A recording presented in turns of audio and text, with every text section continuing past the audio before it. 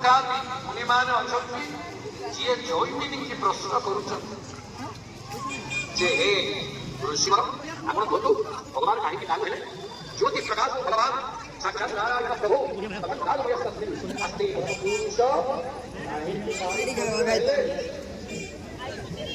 सेकु विचार दिया जावे शब्द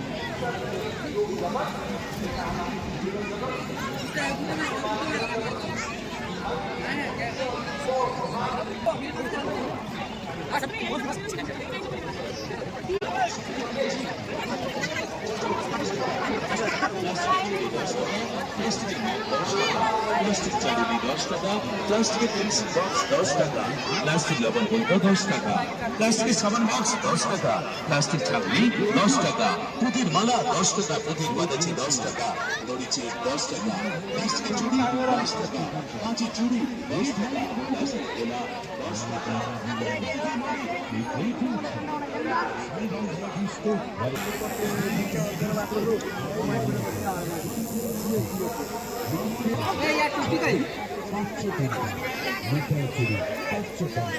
প্লাস্টিক কোলা 500 টাকা, কাঁচের চুড়ি 500 টাকা, কাঁচের চুড়ি 500 টাকা, প্লাস্টিক গাড়ি 500 টাকা, ঝুমকা 500 টাকা, সানাই 500 টাকা, ব্যাটারি 500 টাকা, ঘুমকি 500 টাকা, সিল্কি 500 টাকা, প্লাস্টিক হারবি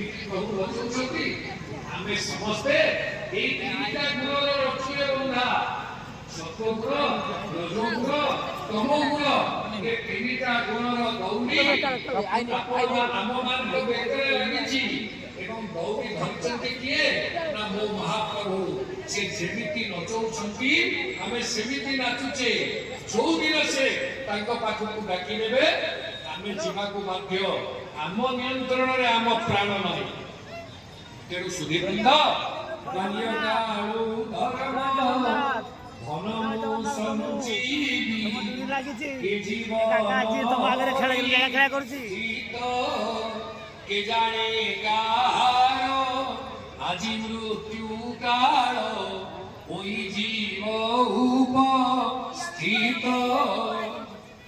কেমিতি সংগ্রহ করিবি ধর্ম ধন না শুণ ସବୁଠାରୁ ସଂସାରରେ ଗୋଟିଏ ଛୋଟିଆ ଜୀବ ହଉଛି ଉଇ। ଯିଏ ଉଇ ହୁଙ୍କା ତିଆରି କରୁଛି ମାଟି ଟିକେ ଟିକେ ରଖି କ୍ଷୁଦ୍ର କୀଟ ଉଇ ତିଳ ତିଳ କରି রচই বল্মীক ঘর মুহি সেই পরি সঞ্চয় করিবি ধর্ম ধন নিরন্তর। ক্ষুদ্র কীট উই ସେ ଟିକିଏ ଟିକିଏ ମାଟି ରଖି ରଖିକି ବିରାଟ ଅହଙ୍କା ତିଆରି କରୁଛି। ଯେମିତି ସେମିତି ମୋ ଜୀବନର ଅଳ୍ପ ବୟସରୁ ପିଲାଟି ଦିନରୁ ଧର୍ମ ଧନ ସଂଗ୍ରହ କରି ମୋ ଜୀବନର ଖାତାରେ ଧର୍ମ ଧନକୁ ପୁଣ୍ୟକୁ ମୋ ଜମା ଖାତାରେ ବଢେଇ ବଢେଇ ଚାଲିଲି। ଇଏ ହଉଛି ଆମ ଭାରତୀୟ ସଂସ୍କୃତିର ମହାନ ଆଦର୍ଶ।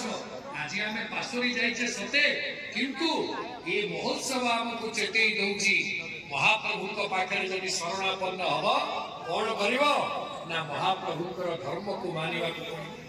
ଏବଂ କଣ କହିଲେ ନା ମଣିଷ ସେଇ ଧର୍ମକୁ ମାନେ ବୋଲି ଧର୍ମୋ ହିତେଶା ମଧିକୋ ବିଶେଷୋ ଧର୍ମେଣ ହୀନା ପଶୁଧି ସମାନା।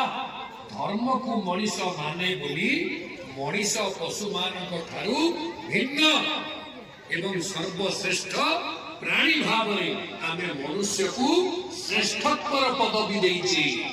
ତେଣୁ ବୃକ୍ଷ ମାନଙ୍କ ଉଦ୍ଭିଦ ମାନଙ୍କ ଭିତରେ ବୃକ୍ଷ ଯେମିତି ଶ୍ରେଷ୍ଠ, ପ୍ରାଣୀ ମାନଙ୍କ ଭିତରେ ମଣିଷ ସେମିତି ଶ୍ରେଷ୍ଠ। ଆଉ ଭଗବାନ ଜଗନ୍ନାଥ କଣ କରିଛନ୍ତି? ମୁହିଁ ପର ବ୍ରହ୍ମ ନିର୍ଗୁଣ ନିର୍ଲିପ୍ତ ବୋଲି ଜୀବ ବୃତ୍ତି ଏଇ ସ୍ୱପୁରେ ରହିଲେ କେମନ୍ତେ ଜୀବ ମୋ ସଙ୍ଗେ ରହିବ ଜଡ଼ି। ନିଜ ମାୟା ଛାଡ଼ି ଜୀବ ପ୍ରାୟ ହୋଇ କରଇ ମୋ ଲୀଳା ଖେଳା। জীব হি পরম পরমটি জীব অনন্ত তত্ত্বর ভেড়া। ভগবান কহিলে ମୁଁ ପରବ୍ରହ୍ମ ପରମାତ୍ମା ବୋଲି ଜୀବ ଯଦି ମୋ ଠାରୁ ଦୂରେଇ ଯିବ ସେ କେମିତି ମତେ ପ୍ରାପ୍ତ ହବ? ତେଣୁ ମୁଁ ମୋ ମାୟାକୁ ଛାଡ଼ି ଜୀବ ପ୍ରାୟ ଲୀଳା କରୁଛି। ଆଉ ଜୀବ ପ୍ରାୟ କେମିତି ଲୀଳା କରିବି ନା ବୃକ୍ଷର ଜୀବନ ଅଛି, ମନୁଷ୍ୟର ଜୀବନ ଅଛି। ଦୁଇଟି ଯାକ ଜୀବ ସତ୍ତାକୁ ମୁଁ ମୋ ପାଖରେ ରଖିଛି। କେମିତିଆ ରଖିଛି ନା ସ୍କନ୍ଦ ପୁରାଣ ଉତ୍ତର ଖଣ୍ଡ 30 ଅଧ୍ୟାୟ 6 ନମ୍ବର ଶ୍ଲୋକ କଣ କହୁଛନ୍ତି? ସଜୀବ ତନୁବତ ସାକ୍ଷାତ ବରଂ ଦଦ୍ୟାମ ମନୁଷ୍ୟବତ ସ୍ମାରଂ ସ୍ମାରଂ ଭଗବତ ଚରିତଂ ପାପନାଶନଂ।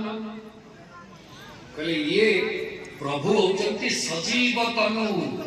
ତାଙ୍କ ଦେହଟା ବି ଜୀବନ୍ତ, ତାଙ୍କ ବ୍ୟବହାର ବି ଜୀବନ୍ତ। ଦେହଟା କେମିତି ଜୀବନ୍ତ ନା ସେ ବୃକ୍ଷର ଦେହ ଧରିଛନ୍ତି। ବୃକ୍ଷଟାରେ ଜୀବନ ଅଛି ନା ନାହିଁ?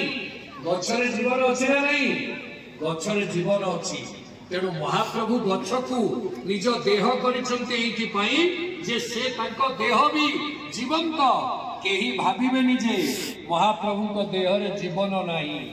ସୁଧୀବୃନ୍ଦ, ଯେତେବେଳେ ଇନ୍ଦ୍ରଦ୍ୟୁମ୍ନ ଭଗବାନଙ୍କର ବିଗ୍ରହ ପ୍ରତିଷ୍ଠା କଲେ, ବ୍ରହ୍ମା ଆସିଥିଲେ ପ୍ରତିଷ୍ଠା କଲେ, ସେତିକି ବେଳେ ପରବ୍ରହ୍ମାକୃତି ସ୍ୱୟଂ ଇୟଂ ପରବ୍ରହ୍ମାକୃତି।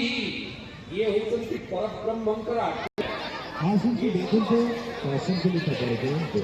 ଦେଖିଲି ଯେ କହିବାକୁ ପଡ଼ିବ ସେମିତି କିଛି କଥା ନାହିଁ। ମଞ୍ଜନ ପାଳନ୍ତୁ ନାହିଁ। ହରେ ପ୍ରାକୃତିକ ଜିନିଷ 5 ଟଙ୍କା।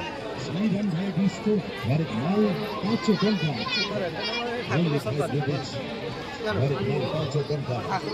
ଏଇଠି ମା ମାଉସୀ ଭଉଣୀ ମାନେ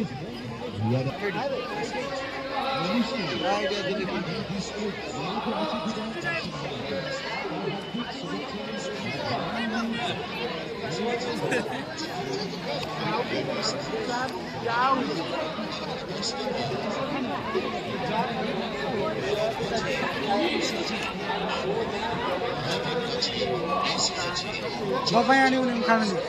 କାଢ଼ା ତ ସିଏ ଖାଇବ ନା, ସେ ଦିଟା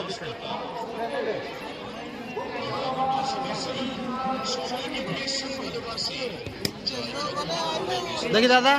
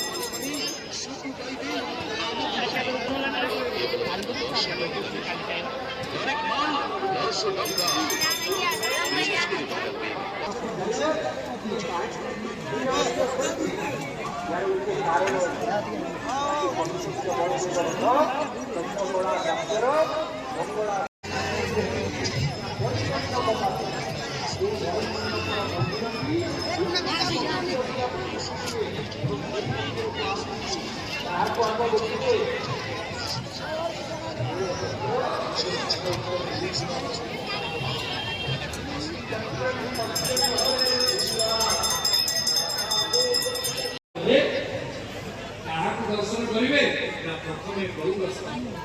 ଗରୁଡ଼ ଯିଏ ଠିଆ ହେଇଛନ୍ତି ଗରୁଡ଼ ସ୍ତମ୍ଭ ଏବଂ ଗରୁଡ଼ ସ୍ତମ୍ଭକୁ ଆପଣ ଆଲିଙ୍ଗନ କରି ଆଗ କଣ କରିବେ? ଗରୁଡ଼ଙ୍କ କାନରେ ଗରୁଡ଼ଙ୍କ ନିକଟରେ ନିଜର ମନୋଗତ ଦୁଃଖକୁ ଯୋଉ କଥା କହିବା ପାଇଁ ପ୍ରଭୁଙ୍କୁ ଆସିଛନ୍ତି ସବୁ ଗରୁଡ଼ଙ୍କୁ ଆଗ ଜଣେ କାହିଁକି ଜାଣନ୍ତି?